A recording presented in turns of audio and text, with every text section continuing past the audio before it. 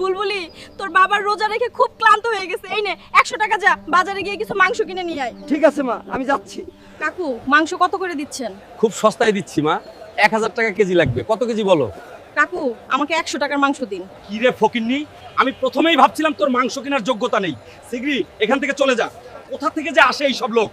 কাকু, গরিব বলে 100 টাকার মাংস না দিয়ে অপমান করলেন, কিন্তু মনে রাখবেন একদিন এই বুলবুলি সব গরিবদের ফ্রিতে মাংস খাওয়াবে। ওয়াদা রইল বুলবুলি। গরিব বলে বাবার জন্য সামান্য মাংস কিনতে পারলাম না, কিন্তু বুলবুলির পাওয়ার থাকলে একদিন সব গরিবদের রমজানে ফ্রিতে মাংস খাওয়াবো। শুনুন শুনুন, ঢাকার পোর্টে এক পুরানো জাহাজ মেরামত করা হবে।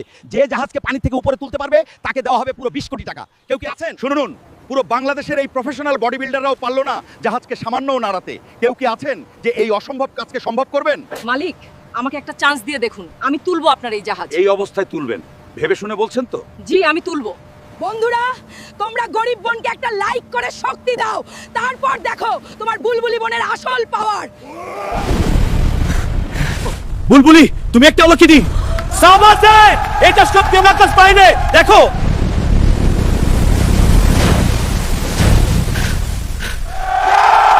বুলবুলি, তুমি সত্যিই অসম্ভব কাজকে সম্ভব করে দেখিয়েছো। এবার এই টাকা নিয়ে আনন্দে থাকো। আনন্দ নয়, এবার বুলবুলির স্বপ্ন পূরণ হবে। বন্ধুরা, 20 কোটি টাকা পেয়েছি, সবাইকে মন খুলে মাংস দেব। তার আগে যদি বুলবুলির কাজ ভালো লাগে তাহলে লাইক আর সাবস্ক্রাইব করে কমেন্টে বুলবুলির পাওয়ার লিখে যান।